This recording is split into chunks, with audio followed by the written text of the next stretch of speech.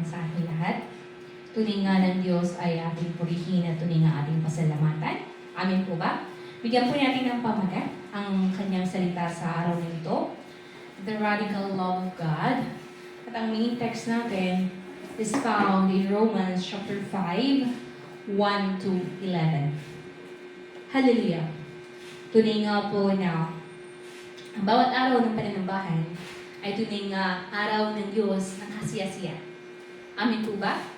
Ang lahat po ba ng narito kasama namin na nanambahan ngayon ay may kagalakan na purihin siya at sampalatayahan? Amin po? Kaya nga po, tunay nga na tayo ay pinagkakatipon ng iisang espiritu na nagtataglay ng pagnanais na patuloy po siyang mapapurihan. Kaya sumandali po tayong manalangin. Aming Diyos, Ama na dakila at tunay na makapangyarihan sa lahat. Ikaw ang Diyos na aming iniibig. Ikaw ang Diyos na aming ninanais na makatupin. Sa araw na ito, Ama, hayaan mong ibuhos sa iyong lingkod ang kaakibat at isama na inspirasyon na nagmumula sa iyo. Langsan mo ang labi ng iyong lingkod upang tanging katotohanan lamang mula sa iyong salita ang siyang aking masasambi. At tunay nga, Ama, ang dalangin namin. Ang bawat isa na narito, nakikiisa. Joining us in worship online, bless them in all the places, Father God, kung nasaan ang mga anak mo na kasama namin nananambahan ngayon. Let that place be filled with the Holy Spirit. Be filled with your holy angels. Protect them, Father God, even their ears, their hearts, their mind. Let them be, Father God, Ama. Be faithful to your word. At tunay nga, O Diyos, kami nga'y patuloy mong pakaingatan. We pray this, depending only on the most powerful name. In Jesus' name, Amen. Hallelujah. Tunay nga po ng Diyos natin ay Diyos na maibigin. God is the God who loved us first. Okay. Siya ang isang totoong Diyos din naman who loved Himself the most. Bago po tayo inibig ng Diyos, unang-una sa lahat, siya po ang Diyos na umibig sa Kanyang sarili. Okay. Paano ko ito masasabi? Ang Diyos po ay tunay nga na nilikha niya ang lahat ng bagay, of course, para sa Kanyang anak. Sa aklat po ng Hebreo, chapter 1, verse 2, basahin po natin. Sa aklat po ng Hebreo, chapter 1, verse 2, ang sabi po dito, ngunit sa mahuling araw, na ito, siyang nagsalita sa atin sa pamagitan ng kanyang anak. Sa pamagitan ng anak ay nilikha ng Diyos ang sanlibutan at siya ang piniling tagapagmana ng lahat ng bagay. Okay. Tama naman po talaga, hindi natin maikakaila that God is the God of love. Pero before nga na tayo po inibig ng Diyos, una muna, siya po ang Diyos na umiibig sa kanyang sarili. Kaya nga ang Ama, ang kanyang pinakaibig po ay ang kanyang anak. Kaya nga, nilikha niya, don't you know, na nilikha niya ang langit at lupa para sa kanyang anak. The heir of all things, ibig sabihin, ang tagapagmana ng lahat ng bagay, even in Colossians chapter 1, 15 to 17, na lahat, all powers in heaven, on earth, under the earth, is para po sa kanyang anak. Paano po ito? Kasi nga, maging in John chapter 1, na ang anak po ay kasamang lumikha. Kaya hindi natin pwedeng sabihin yung iba na hindi tumatanggap sa anak bilang Diyos, sabihin nilang tao lamang, maliwanag na maliwanag po in John chapter 1 verse 1, na nang pasimula ay naroon na ang malaking salita.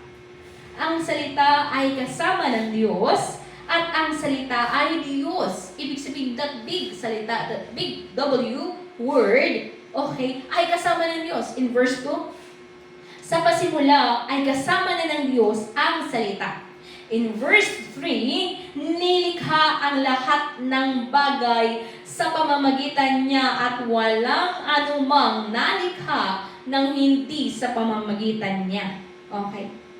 For, nasa Kanya ang buhay, at ang buhay ay siyang ilaw ng sangkatauhan. Amen. In verse 5, nagliliwanag sa kadiliman ng ilaw, at hindi ito nagapi kailanman ng kadiliman. When Jesus came here, born in Israel, okay, in Jerusalem, in Bethlehem, specifically, alam po natin na hindi naman literal na madilim ang sangkatauhan. Pero anong klaseng dilim ang pinag-uusapan po dito in John chapter 1, verse 4 and 5 is that spiritual na kadiliman.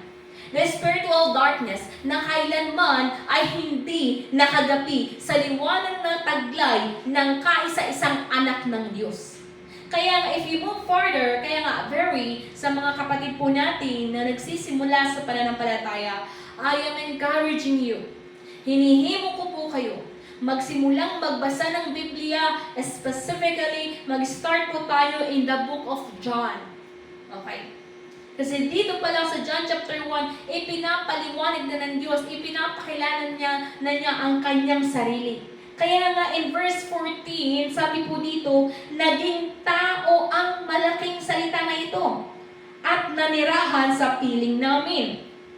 Nakita namin ang kaluwalhatiang tunay na kanya bilang kaisa-isang anak ng Ama. Siya ay puspos ng kagandahang loob at ng katotohanan. You see that? Kaya nga, sa espiritual na mas malalim ng pagkakahulugan, maunawaan natin ng malaking salita na tinutukoy po in John chapter 1 is the Jesus Christ, the Son of God.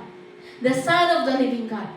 Kaya nga, talaga, na totoo, yung confession ni Pedro in Matthew, sa aklat po ng Mateo chapter 16, verse 16 to 18, sabi ni Pedro, ikaw, you are Jesus, the Son of the living God. Ngayon, Jesus replied na, it is not by your own inspiration. Hindi dahil alam mo yan, Pedro, pero iyan ay ibinigay sa iyo ng Ama. Kaya nga po totoo, na kung paano natin makikilala ang tunay ang Diyos, ayon sa kanyang kalooban, makikilala natin siya when God really revealed Himself to us. And how can God reveal Himself? We need to humble down. Isa po sa paboritong verse na ipinapakilala sa bawat bagong akay, mga bagong naaakay sa katotohanan is the verse John chapter 1 verse 12. Ano pong nakalaog dito? Subalit ang lahat ng tumanggap at sumampalataya sa Kanya ay binigyan niya ng karapatang maging anak ng Diyos. Ulitin po natin.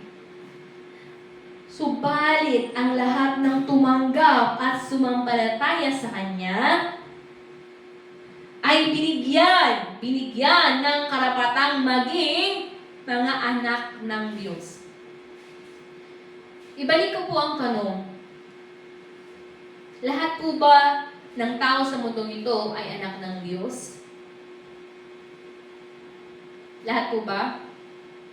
Kung maunawaan nating malalim ang John chapter 1 verse 12, ibig sabihin, kung babalik rin natin, i-reverse natin ito, sa lahat ng hindi tumanggap, ng hindi sumampalataya sa Kanya, walang karapatang maging anak ng Diyos.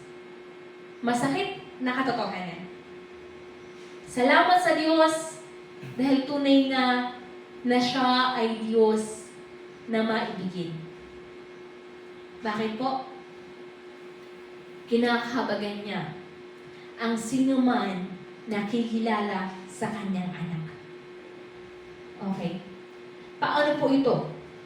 Kung paano iniibig ng Ama ang anak, kaya nilikha ang lahat ng bagay para sa kanya. Ang anak naman, ninais na magpakumbaba.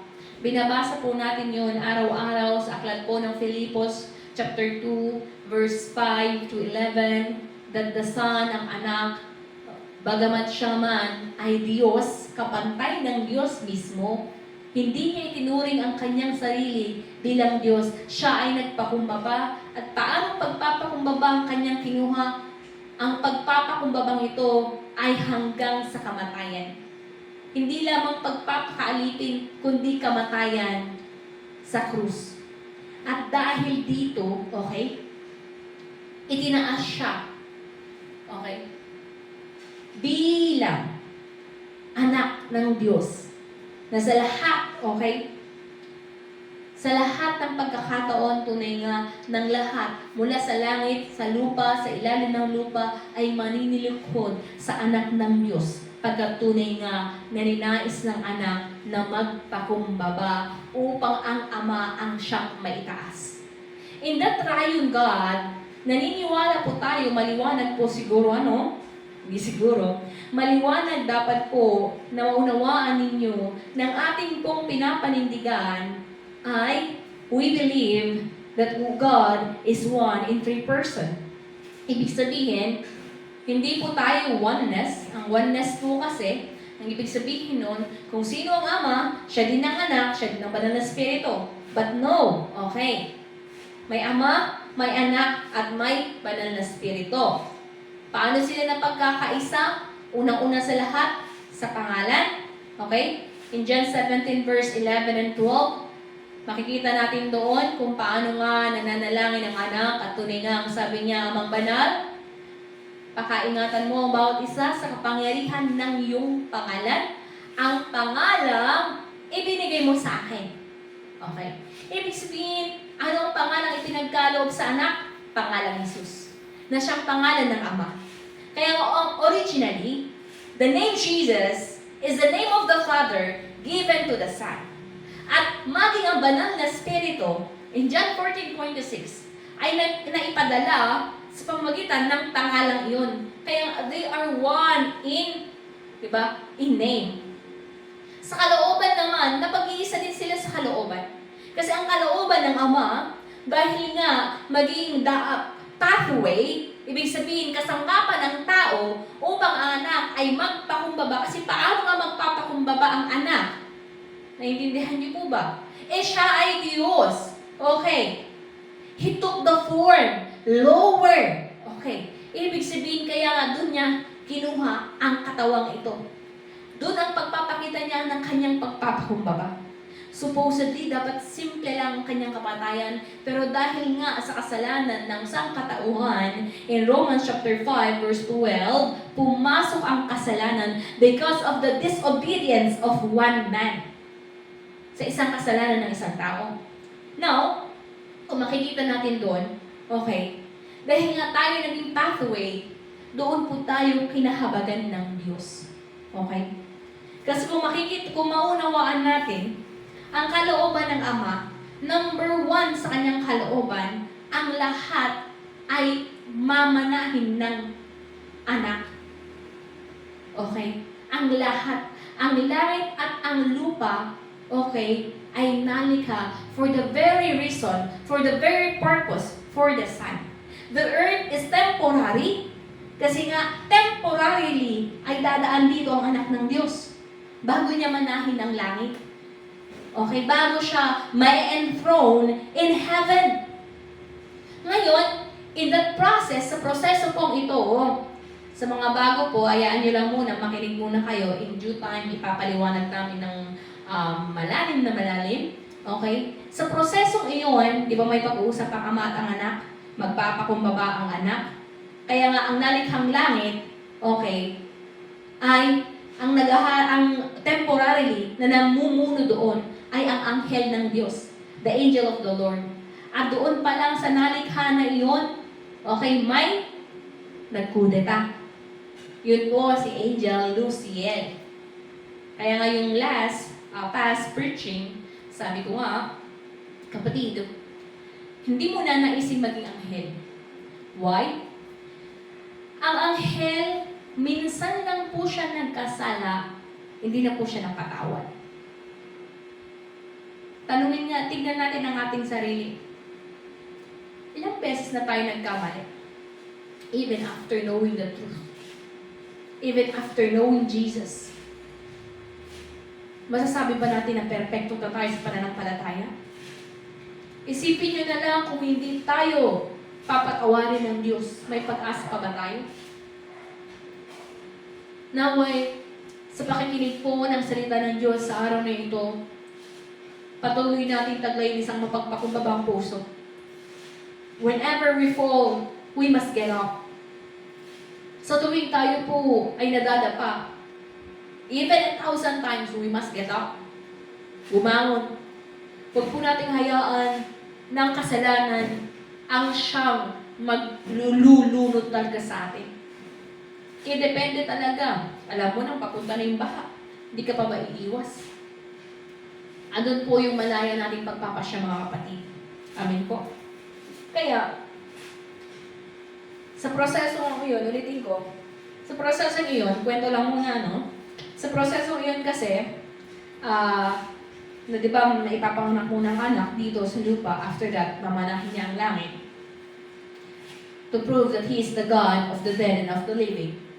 Ngayon, sa langit pa lang nagkasala ng anghel, kaya ibinagsak. At saan po ibinagsak? Dito po sa lupa. At nung ibinagsak ang anghel dito sa lupa, okay?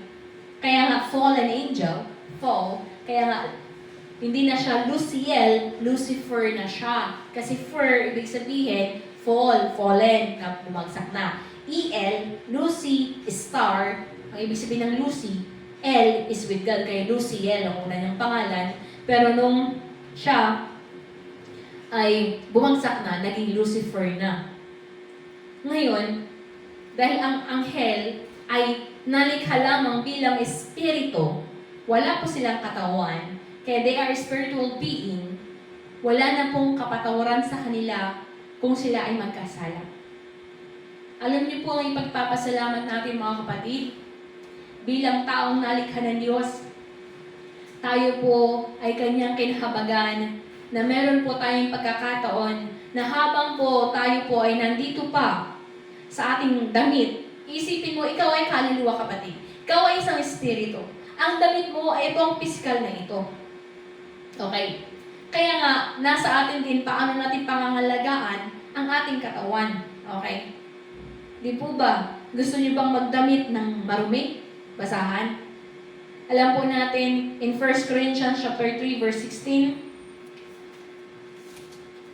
Kung hindi pa natin alam, ipapaalam na po ngayon. 1 Corinthians, unang Korinto, chapter 3 verse 16. Okay? Sabi dito, basahin po natin sa 16 muna. Hindi ba ninyo alam na kayo'y templo ng Diyos at naninirahan sa inyo ang kanyang espiritu? In 17, paparusahan ng Diyos ang sino mang magwasak ng templo niya, sapagkat banal ang templo ng Diyos at kayo ang templong iyan.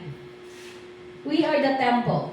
Kaya nga, we oath sa mga hindi pa nakatanggap ng banal na espiritu, ikaw na kasi ay may espiritu. Pero kung paano ka makikipagtrabaho sa Diyos, we need the Holy Spirit to fill us, okay, to be indwelt with us, para ang ating espiritu ay susunod lamang sa banal na espiritu. Ngayon, mga kapatid, pinapaalalahanan po tayo na tunay nga na pag-ingatan ng ating physical na katawan, baging ako po ay nasesermonan ngayon. Kailan ba yung last week? Last Saturday, isang patotoo naman is namaga yung right hand ko, hindi siya maigalaw. And hindi ako masok ng Sabado kasi nga very stiff, sobrang sakit, hindi siya maigagalaw. So sabi ko, paano ako magtatrabaho na ang kamay ko ay hindi ko maigagalaw? You see that? So, nagpaalam ako, hindi ako makakapasok. So nag-search ako, pero pakiramdam ko talaga, I know, tumaas ang uric acid ko. So, nireview ko yung mga pagkain namin, sad to say, mga pagkain namin is high purine foods, ibig sabihin mataas, kaya yun ang dahilan kaya tumaas ang uric acid. Ngayon, in-ice compress ko siya, salamat sa Diyos, kinahapunan, okay naman na. Nagpa-laboratory ako Tuesday, this week. Totoo nga, mataas talaga siya. Pero nandun naman sa konting taas. Konting taas lang. Kaya ang advice ng doktor is, iwas muna ako sa mga ganong pagkain. Iiwas. Okay. Isang halimbawa po ito ay na anumang sobra ay masama.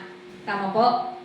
Kaya nga po, sa mga halimbawa, sa mga nagbibisyo, okay, that's one way you are destroying the temple of God.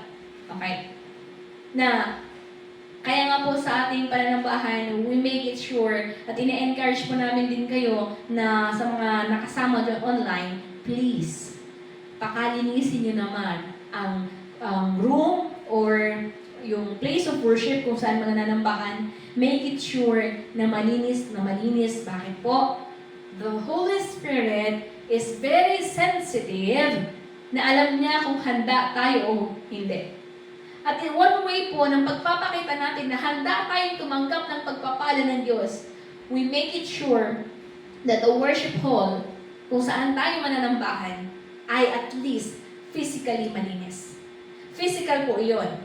Next is the spiritual readiness ng bawat isa. Bilang mga kapatid, tunay nga na naghahanda po tayo with repentance, naghahanda tayo by prayer, naghahanda tayo with set our heart para sambahin siya. Kaya nga po, kailangan natin pag-ingatan ang templong ito. Kasi nakakatakot sa totoo lang ang warning niya sa mga hindi makikinig. In verse 17, sabi dito, paparusahan ng Diyos ang sino mang magwasak ng templo niya, sapagkat banal ang templo ng Diyos at kayo ang templong iyan. Our bodies, the temple of God, ibig sabihin, ano bang ipinapasok mo dyan, ano man, even yung pinapanood mo, you are welcoming into your body. Kaya nga po, yun po yung pag-ingatan natin dahil nga, may physical tayo, meron tayong spiritual. Ngayon, kapag patay na tayo, ano mang ginawa ng physical na ito, ang ating kaluluwa, ang ating spirito, ang siyang accountable. Maging accountable. Ibig sabihin, kung sa physical na buhay na ito, nagawa natin na tunay ang paglingkuran siya, seryosong nanampalataya, at tunay nga pinag-ingat, sinimulan na natin ngayon, today, okay, simulan na natin, na pag-ingatan ng ating mga physical, alang-alang sa ating espiritu, alang-alang na mapabuti ang ating kaluluwa, then, God is the God who heals us. Hallelujah.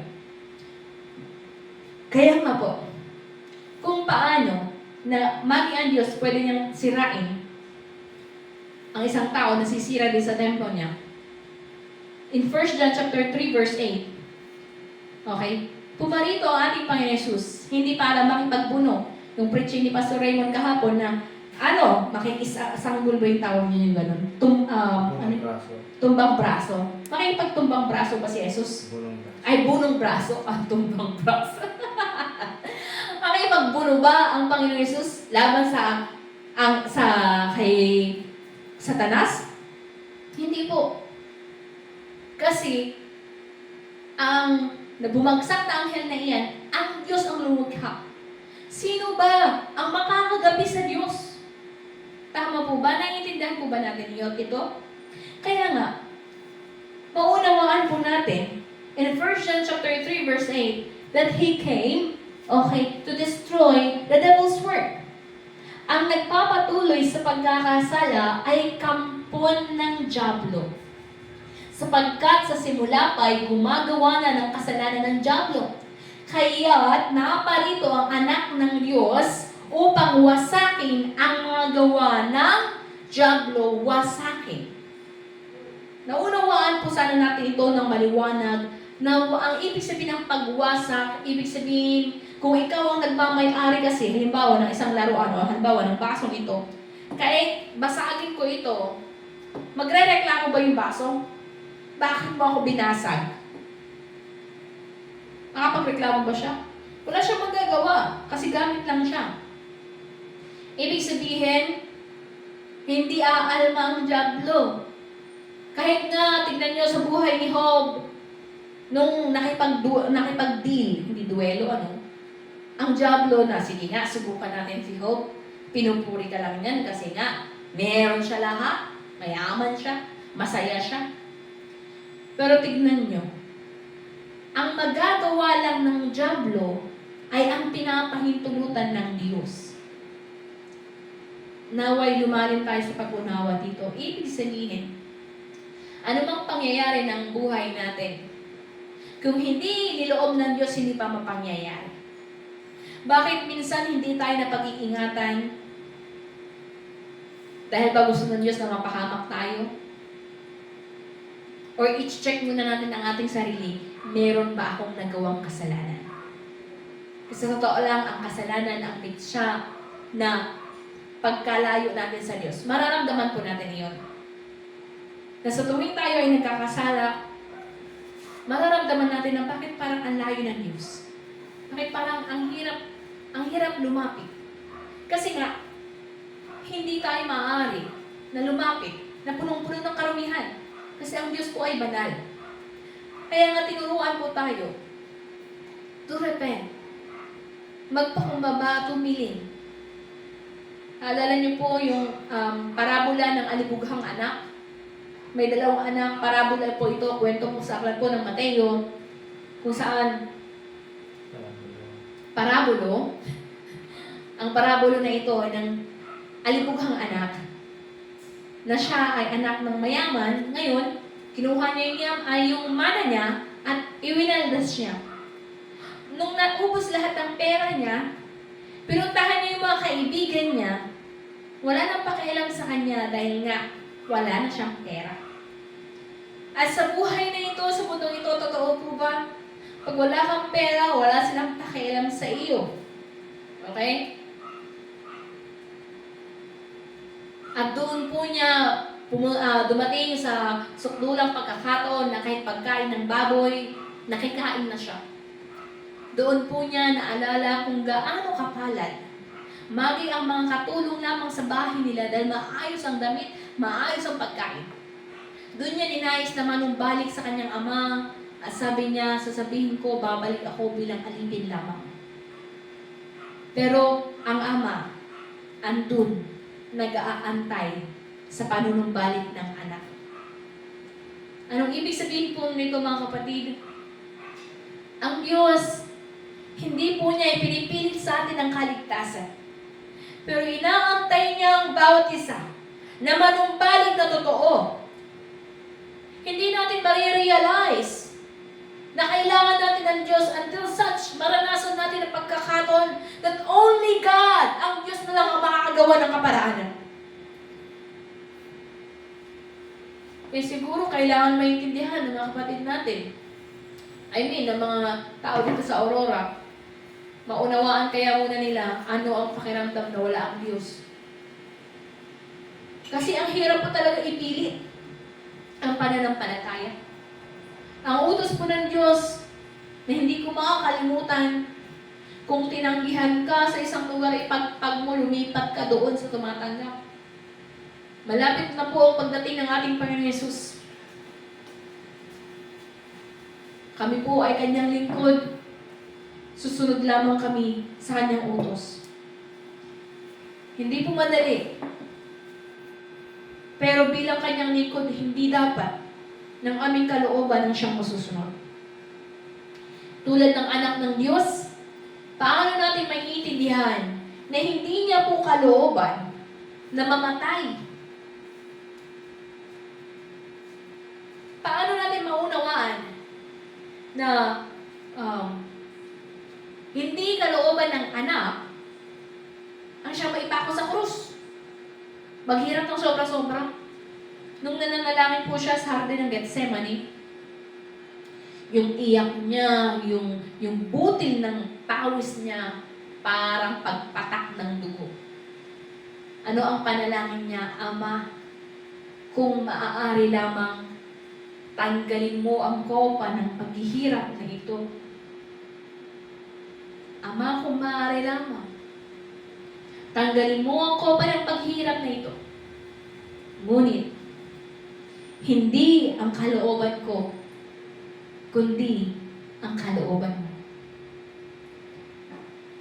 Ang anak ng Diyos, Makikita natin doon na hindi niya sariling kalooban ang magpakahirap para sa atin. It is the Father. Kaya alam po natin, katulad nga po ng awitin kanina, minahal tayo ng Diyos maging sa ating karumihan. Amen po. Kaya nga, bilang mga tao na naggamit upang maisakatuparan ang kalooban ng Ama, sa Acts chapter 4 verse 12, ang kaligtasan ay matatagpuan lamang natin. Salvation is found no one else. Wala nang iba, kundi sa ating Panginoong Jesus. Wala po kaming ituturong technique para maligtas. Wala pong ganun. Ang kailangan lang, manampalatayang totoo, sumunod na totoo, tumanggap na totoo. Kaya nga hindi nyo kailangan gumanon. Sinusumpa ko ganon. Ang tanong, totoo po ba kapatid? Na tinatanggap mong totoo ang ating Panginoon Jesus? Totoo ba kapatid? Na ikaw ay nagtatapat sa Kanya ngayon? Hallelujah. Kaya dito po sa ating main text, Romans, aklat po ng Roma, chapter 5, verse 1. Basahin po natin. Sapagkat napawalang sala na tayo sa pamamagitan ng ating pananampalataya. Mayroon na tayong mapayapang ugnayan sa Diyos sa pamamagitan ng ating Panginoong Hesukristo. Sa pamamagitan ng pagsampalataya kay Hesukristo, tinamasa natin ang kagandahang loob ng Diyos at tayo nagagalak dahil sa pag-asang tayo'y makakabahagi sa Kanyang kaluwalhatian. Amen. Excuse me. Kung makikita natin dito sa verse 1, paano po tayo napapalawalang sala? Hindi po kalooban ng Diyos na tayo na yung magpahirap pa sa ating sarili, ano? Magpapako tayo sa krus, gayahin siya sa pisikal na ginawa niya. Ang kailangan lang sampalatayahan natin, we must believe on Jesus' works. Na ang nagawa ng ating Panginoon Jesus ay sapat na. Ang pagpapapako sa krus ay sapat na. Kaya kalokohan yung ginagawa ng ibang tao, sila ay magpepenitensya, sasaktan ng kanilang mga sarili, thinking, and their own, na kapag ginawa ko ito, mababawasan ng aking kasalanan. Yun po ba ang nakasulat sa Biblia? Ito naman po ang balik kong tanong. We must believe, we must have faith in accordance to truth. And yun po ang aming i-introduce na klaseng pananampalataya. Dapat ang ating pinaninindigan, ang ating pinanghahawakan ay dapat nakasulat at tunay nga na inihayag ng ating Panginoon Jesus. Kasi hindi naman tayo pwede pumunta sa langit o di kaya at the judgment day makipagdebate tayo sa Diyos. Nakakala ko ba ganito? Dahil ganito yung sarili kong pangunawa. Kaya nga in the book of Proverbs, okay, kahangalan ang umasa sa sariling dunong. Ito ay isang kamangmangan. Kaya nga in Proverbs chapter 3 verse 5, trust in the Lord with all your heart and lean not on your own understanding. Ibig sabihin, hindi tayo dapat sumunod sa ating sariling pangunawa dahil nga karamihang pagkakataon, tayo po ay nagkakamali kung ang ating ginagamit ay ang sarili nating pangunawa. Kaya we need to pray for inspiration. Pag ginamit natin ang ating emosyon and the way we think is influenced by the world, magkakamali talaga tayo in judgment. We can be right when we choose according to the Bible. Hallelujah. Kaya nga po, ang ating pag-asa sa verse 2, di ba, through Him, basahin ko sa English, ano? We have obtained access by faith into this grace in which we stand. We rejoice in the hope of the glory of God. Na sa ating pagpili sa ating Panginoon Jesus, andun yung pag-asa, yung kaluwalhatian ng Diyos, okay, ay ating din namang matatamasa. This is the hope, the glory in God. Kasi if we choose the glory of this world, tapos na tayo. Ano ba ang glory of this world? Kasikatan sa mundong ito. Kaya mo bang ipagpalit, kapatid, ang kasikatan ng mundong ito versus your faith now? Kaya nga doon sa Matthew chapter 6 verse 33, seek ye first. Seek first the kingdom of God. Seek first the kingdom of God. Unahin mo ang kaharian ng Diyos. Nasulat ba na unahin mo muna the riches of this world? Even Jesus Christ na oferan in Matthew chapter 4, sabi ng diablo, ibibigay ko sa inyo lahat, sa iyo lahat. Kaya nga, be careful. Pag meron tayo, nagkakaroon tayo nung pag-ibig sa mundong ito, sa physical na bagay sa mundong ito, dahil nga, yun po ang isang tentasyon ng diablo. Sabi niya sa Panginoon Jesus, all the splendor of this world I can give to you. Kasi nga, ibinigay na iyon sa diablo. Kasi wala nang pakialam ang Diyos sa bagay na iyon. Yun ang ino-offer ngayon ng diablo. Kasikatan, pera, tignan nyo. Paano nasisira ang mga tao? Sobrang kagahamanan sa pera. Kaya nga, doon din natin mag-check ulit-ulit ang ating puso. Saan? Saan natin inilalagak ang ating pera? Sabi ko nga sa isang offertory challenge, kung wala ka man lang iniimpok para sa kaharian ng Diyos, do you think you belong to Jesus? Do you think you belong to the kingdom of God? Kung wala kang pakialam para sa kanyang kaharian, we must choose to be part of the kingdom of God. How? Paano? Maging kaparte tayo. Hindi naman lahat sa pagkakataon ay monetary ang hinihingi ng Diyos. Kung ano ang meron ka. Kung ano ang meron ka, kapatid. Hindi naman natin pwedeng ilabas ang milyon kung wala tayong bilyon. Amen? Ano ang meron ka? Doon ang sukatan ng Diyos. At kung tayo po ay mapagkakatiwalaan sa anumang meron tayo, then we deserve to have a bigger place. We deserve a bigger favor from God. Hallelujah! Okay. Dito sa verse 3, hindi lamang iyan, ikinagagalak din natin ang mga kahirapang ating tinitiis dahil alam natin ito ay nagbubunga ng pagtsatsaga. Ayun, ito yung tanong ko sa mga kapatid natin from Pangasinan. Nasa principle of faith kami, obedience. Nagtanong ako, madali bang sumunod? Talagang very vocal and very talagang hayagan na, hindi po! Okay. Totoo po yan. Hindi po madaling sumunod, lalo pat ang dinadaanan natin ay makipot na daan. At iilan lang ang nagnanais na tumahak dito. Pero kapatid, if we value so much the grace, yung kagandahang loob ng Diyos na natanggap natin, makakayanan natin ito. Dahil nga hindi naman tayo nag-iisa. Kasama po natin ang Diyos, ang pangako niya, sino man ang maglilingkod sa akin, sino man ang susunod sa akin, I will be with you. Kaya peace be with you. Ang ibig sabihin, ang kapayapaan ay nasa atin, even in the midst na parang ang hirap-hirap ng sumunod.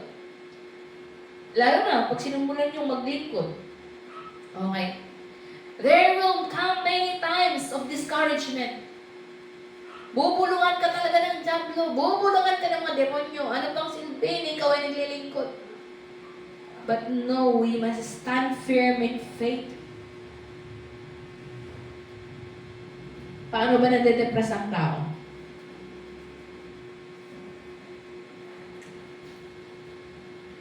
Nagsisimula po ito sa mga pagkakataon na sabihin natin, hindi nakakapagtagumpay, ipapakita ng mga kaaway lahat ng failure. Si Elijah, na-depress siya. Okay? Pagkatapos siyang manalo ang nasa isipan niya, wala na, mag-isa ko na lang.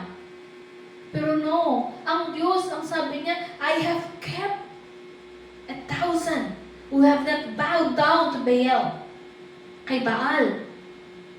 Pero syempre nakatago yun kaya hindi nakikita ni Elijah. Ang nasa isipan niya, wala na, mag-isa ko lang. Kasi nga, pagpatuloy natin pakinggan ang ating sariling isipan at aayunan natin ang mga bulong ng demonyo, talagang madedepress tayo.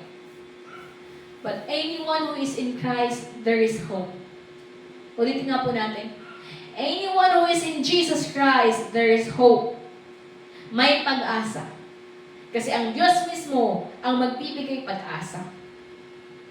There is a way around. There is, pagsabi ng kaaway, wala nang paraan. No. May paraan pa rin sa Diyos. Of course, kailangan natin pakinggan if it is a yes or a no from God. Kaya nga sa bawat plano, mag-ingat po tayo. Sa plano bang ito, ako ba ang nasunod o ang Diyos? Even sa amin din naman, isa din sa aming dalawa ni Pastor Raymond bilang kanyang itinalaga, hindi po maaari na kami ang magdesisyon. Ipapanalangin namin ito ayon sa kanyang kalooban. At tunay nga na alam po natin na ang bawat plano, ano man ang kalooban ng Diyos, ito po ay para sa ikabubuti.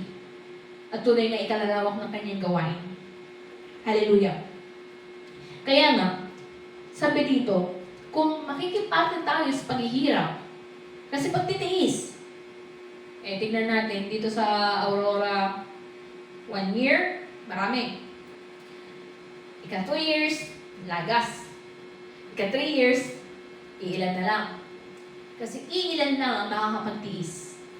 Kaya tanong, ngayon na tinanggap mo ang ating Panginoon Jesus, handa ka bang makipagtiis hanggang sa huling hininga mo?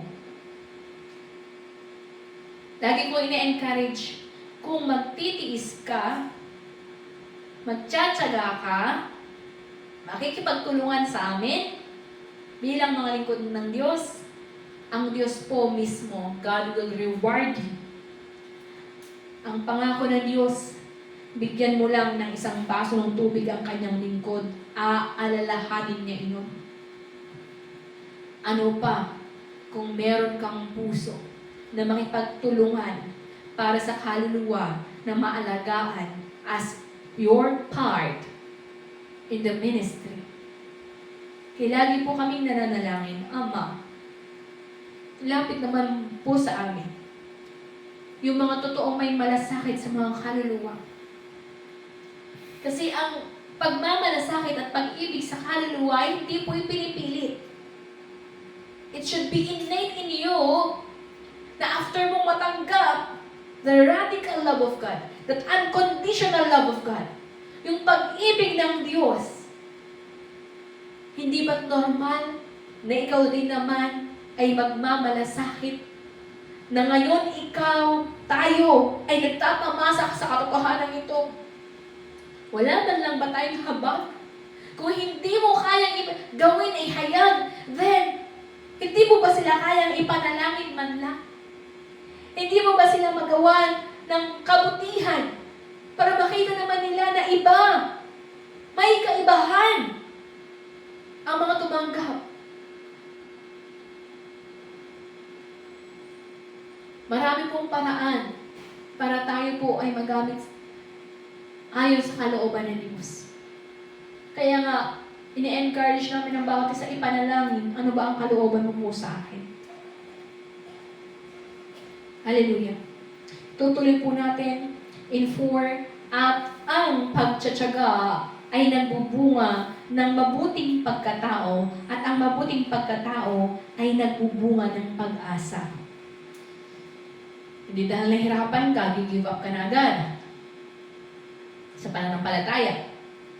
Normal po, darating ang mga pagsubok, pero kailangan natin itong pagtagumpayan. Amen? In verse 5, at hindi tayo binibigo ng pag-asa ito, sapagkat ang pag-ibig ng Diyos ay ibinuhos na sa ating mga puso sa pamamagitan ng Espiritu Santo na ipinagkaloob sa atin. In verse 6, Sapagkat noong tayo'y mahihina pa, namatay si Kristo sa takdang panahon para sa makasalanan. In verse 6. You see that? Sa ating kahinaan, inibig po tayo ng Diyos. Tinanggap niya ang ating mga kahinaan. Pero hindi naman po ibig sabihin noon, mananatili tayong mahina. Dahil nga, sa Diyos tayo humuhugot ng kalakasan. Sa Kanyang salita, sa Kanyang mga pangako, doon, yun po yung nagpapalakas sa atin. Yun po ang huhubog sa atin upang tayo ay manindigan sa katotohanan. Even if the world, ang mundong ito, is so depressing, ang Diyos po ang magbibigay sa atin ng pag-asa. Tandaan po natin, siya ang bukod tanging umibig sa atin, maging sa ating mga kahinaan. Maaaring ang mga tao, pag nakita ang ating mga kahinaan, pwede tayong iwanan. Pero ang Diyos sa Kanyang pangako, alam po natin, na tinanggap tayo ng Diyos. Kaya mali yung mga pangatuwiran na, sige, bago ako sumama sa inyo, ayusin ko muna yung buhay ko. Tama po ba yun? Hindi. Ang isang iglesia, kailangan po nating maunawaan ito. Hindi po ito kasamahan ng mga banal-banalan. Ito po ay samahan ng mga makakasalanan. Ng mga makasalanang umaasa sa kaligtasan na ipinagkakaloob lamang ng ating Diyos. Ito ay pagkilala sa ating kahinaan. Ito ay iglesia na dumedepende sa banal na spirito. Kasi hindi natin magagawa na gawing mabuti ang ating sarili on our own. Hindi nga natin kayang iligtas ang ating sarili sa pamagitan ng pure effort lang. It is not by our own effort na tayo po ay mapapalinis. It is because of Jesus. Naway maliwanag po. Na tayo po ay kinahabagan ng Diyos. And this grace, the radical love of God, that unconditional love of God, He lavished on us. Ipinaranas niya sa atin sa pamamagitan ng Kanyang anak. Sino ang tumanggap ng lahat ng kahihiyan? Si Jesus, na anak ng Diyos, siya ang tumanggap ng lahat ng mga latay para ikaw at ako mananampalataya sa Kanya at anumang karamdaman ay mapapagaling. Tapos yung mga tao, sasadyain nilang sasaktan ang sarili nila. Sampal yun sa ating Panginoon Jesus. Ang sabi niya, tapos na. Kinuha ko ang iyong mga sumpa.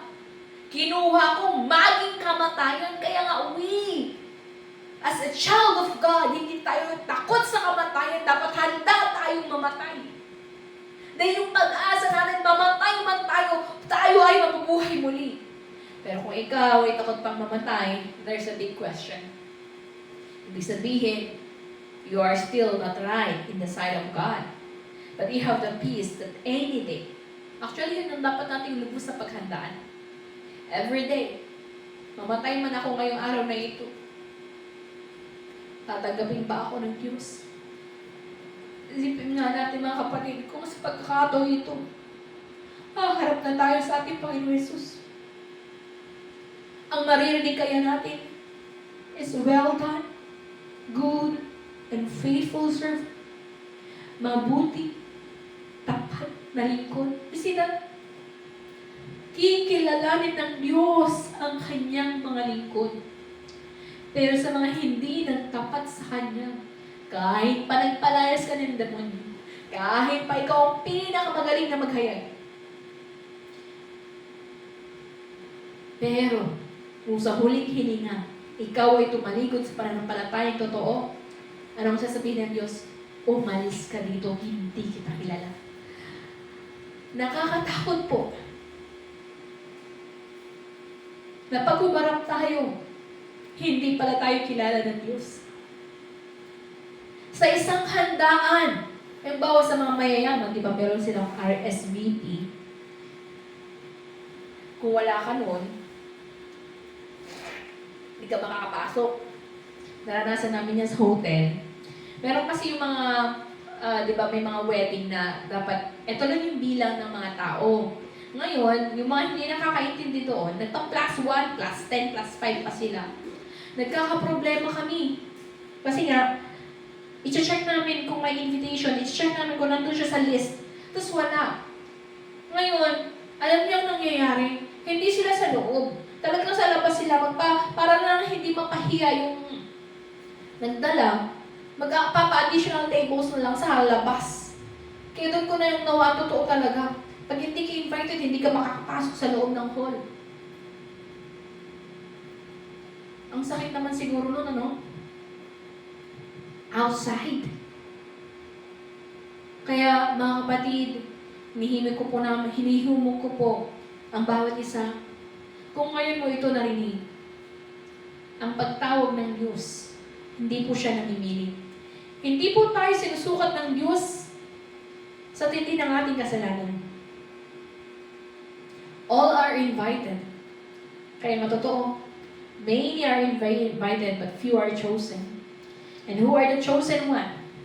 Of course, sila din na pumili na magtapat sa Kanya.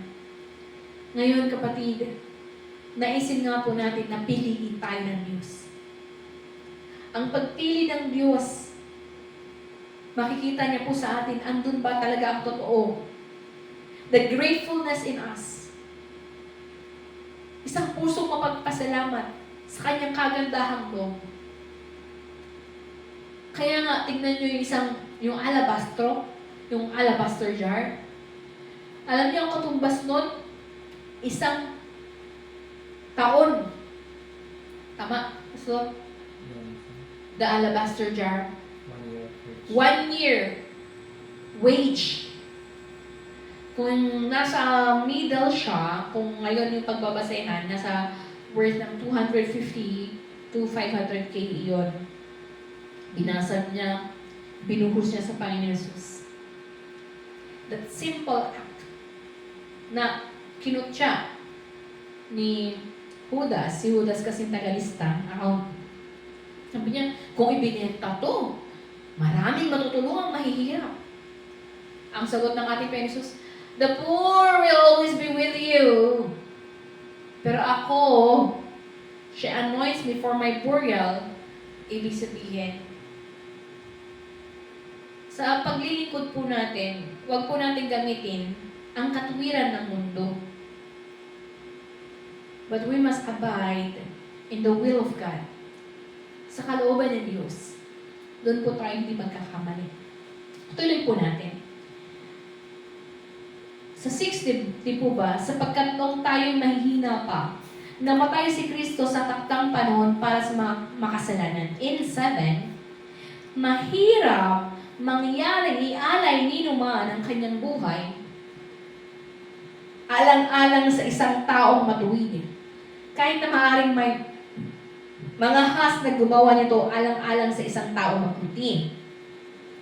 Ngunit, pinatunayan ng Diyos ang kanyang pag-ibig sa atin nung namatay si Kristo para sa atin nung tayo'y makasalanan pa.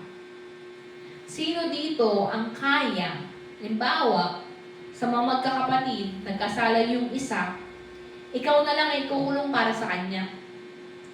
Gusto niyo ba yun?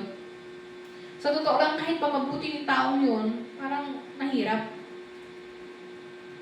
Lalo na kung pwede mong magawa yun para sa kapatid mo, dahil mahal na mahal mo yung kapatid mo, pwede siguro magawa yun. Ang tanong, magagawa mo ba yun sa kaaway mo? Yung kaaway mo, sobra mong kinangiisan, siya dapat ang ikulong. Gusto mo ba na palitan siya? Ikaw na lang maikulong para sa kanya. Alam ko po ang sagot ninyo. Never.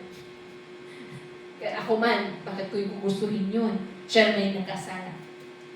Kaya nga, dito natin makikita na ang nagbayad sa ating kasalanan. Diba? Sa verse 8, ngunit pinatunayan, verse 8, Pastor, ngunit pinatunayan ng Diyos ang kanyang pag-ibig sa atin nang mamatay si Kristo para sa atin noong tayo'y makasalanan pa. Tama? Ibig sabihin, that is God's unconditional love for us. that radical love of God to us. Kaya tama po yung kanta na sa Tagalog na version, ang buhay ko'y para sa'yo. Ngayon, na tayo pinatawad sa ating mga kasalanan, ano lang ba yung ating buhay na ialay naman sa Kanya upang siya'y mapaglingkuran?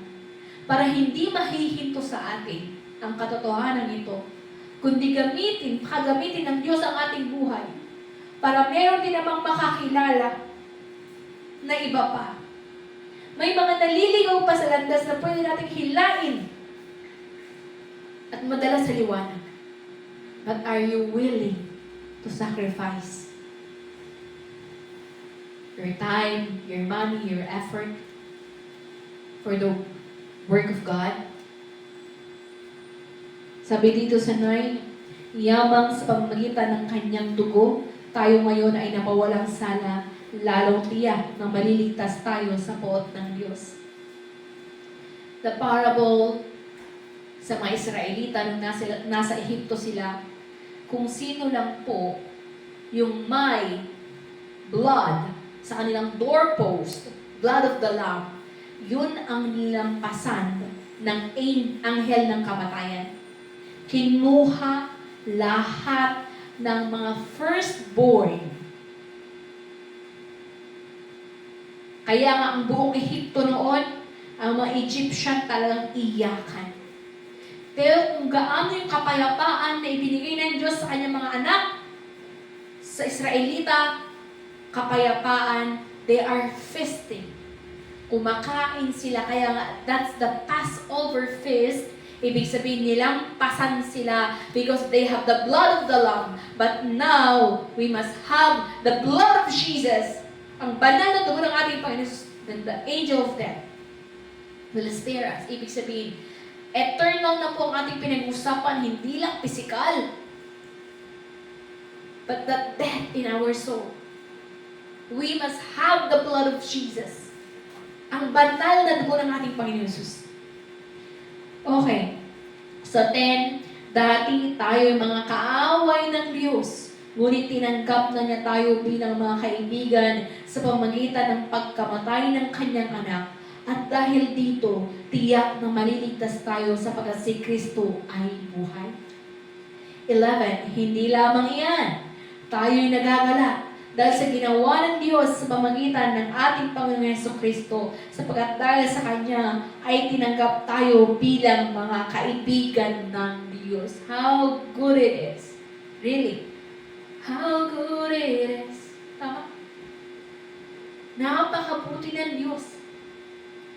Dahil pinatawad na nga niya tayo, tinuron pa niya tayong mga anak at mga kaibigan. Okay. Magkaiba kasi yung anak mo lang, pero hindi mo naman kinakausap, hindi kayo close. Pero yung ibig sabihin ng kaibigan, mahihingaan mo lang sa manloob eh. Okay. Free ka na magsalita ng mga bagay na gusto mo. Ano bang katumbas ng kaibigan? Ibig sabihin, panatag ka. Okay. Kaya nga, sa mga salitang ito, actually in Matthew 7 verse 6, do not give to the dogs what is holy. Yung katotohanan ito, excuse me, pag ibigay mo sa mga aso, yuyurakan lang nila yan.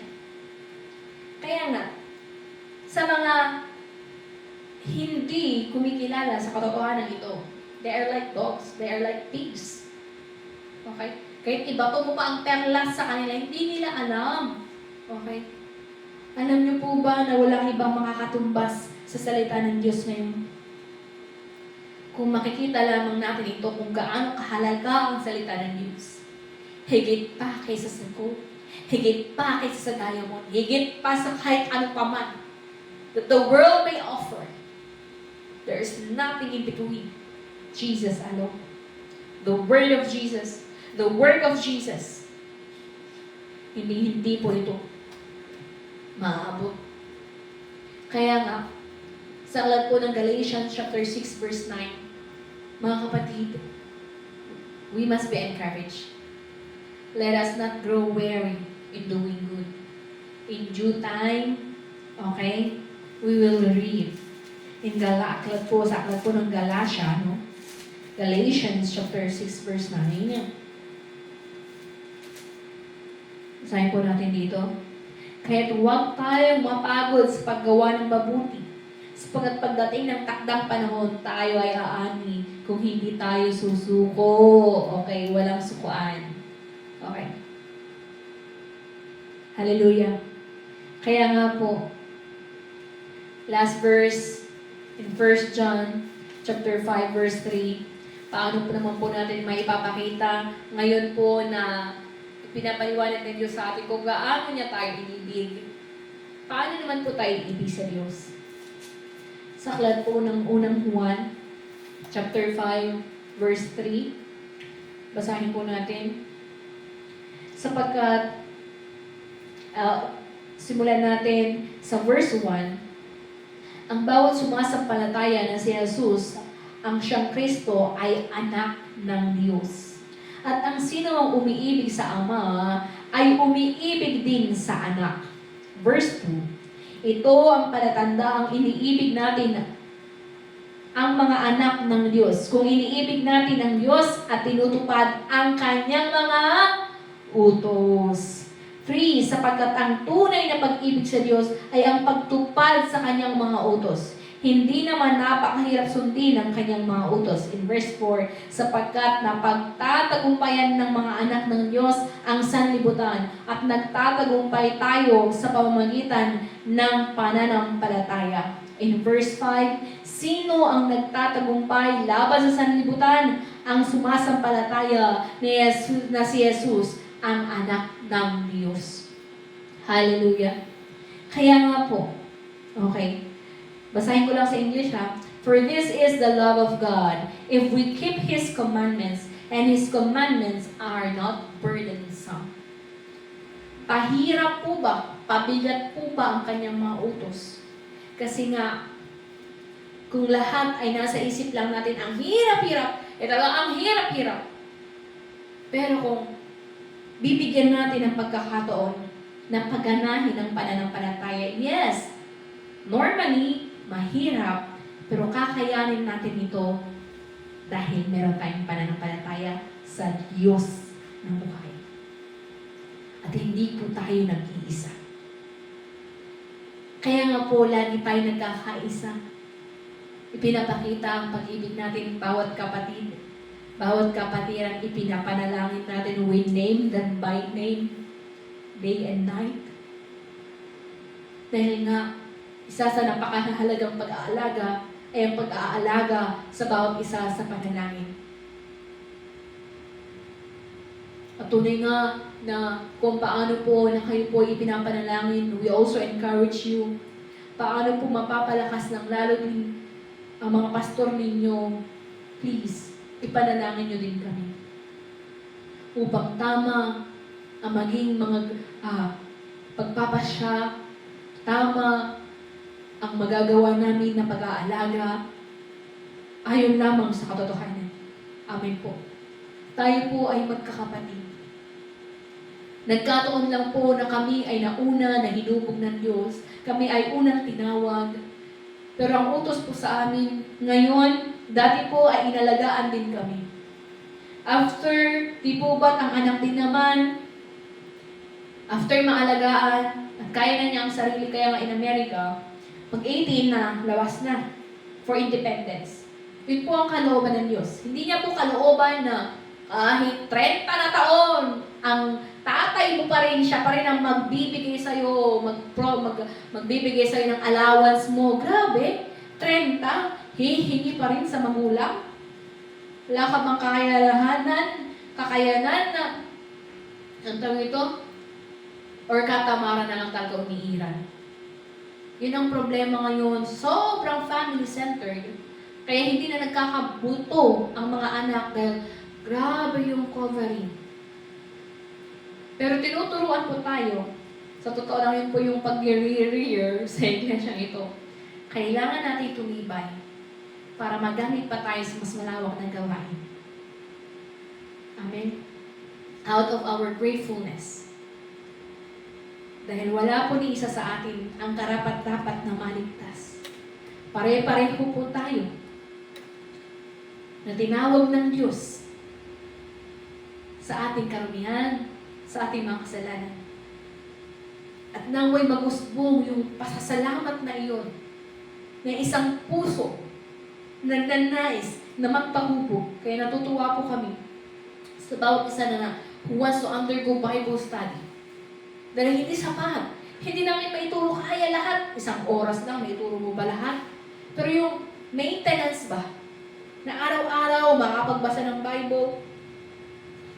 O may Bible study pa. Unti-unti. Kasi nga tinatanggap natin na nakasulat sa Romans chapter 10 verse 17 that faith comes from hearing and hearing the Word of God.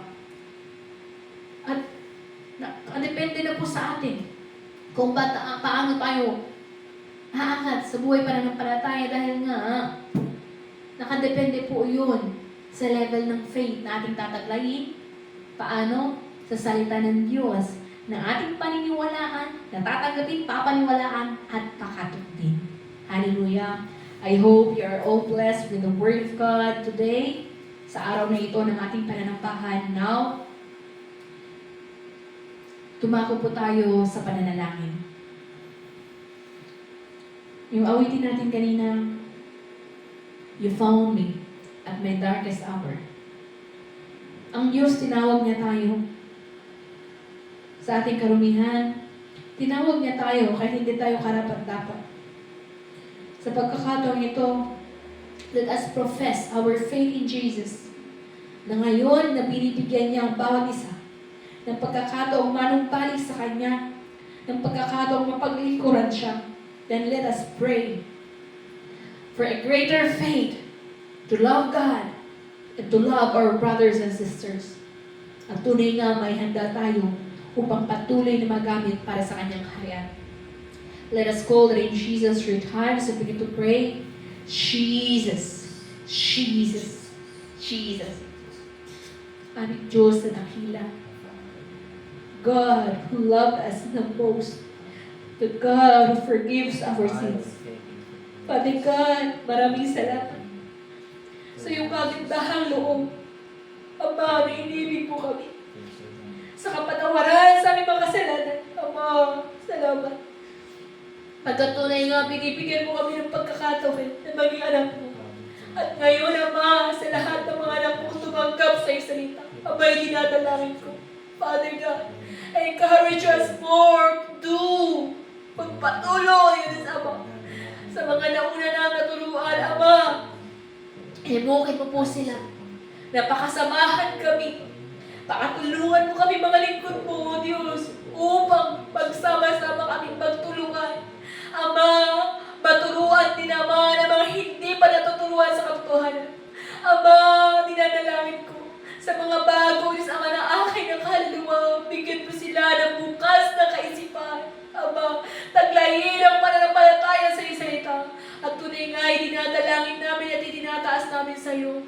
Father God, salamat. Ama, sa pag-ibig mo, thank you for loving this church. Thank you for loving us. At tunay nga, ang lahat ng papurit pasasalamat ay amin nga itinataas sa iyong pangalan. Ito ang aming dalangin, depending only on the most powerful name. The name above all names. The name of salvation. The name Jesus. Amen.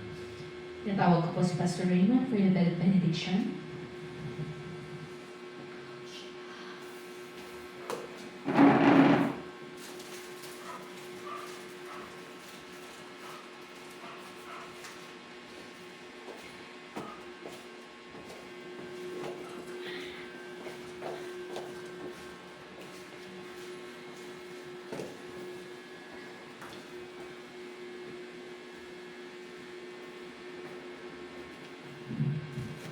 Hallelujah. Lahat po tayo ay tumayo at yumuko for the benediction. Ang kagandahang loob na ating Panginoon Jesus, ang kanyang kabutihan, hindi nagmamali ngayon at magpakalima sa pangunguna ng banal na Espiritu, ay inihahayag ko ng maranasan ng bawat isa na nakiisa sa panambahan ito at patuloy na umibig sa Diyos, sa sa pamamagitan ng pagsunod sa lahat ng katuruan at utos ng Panginoon Jesus, ngayon at magpakailanman. Amen and amen.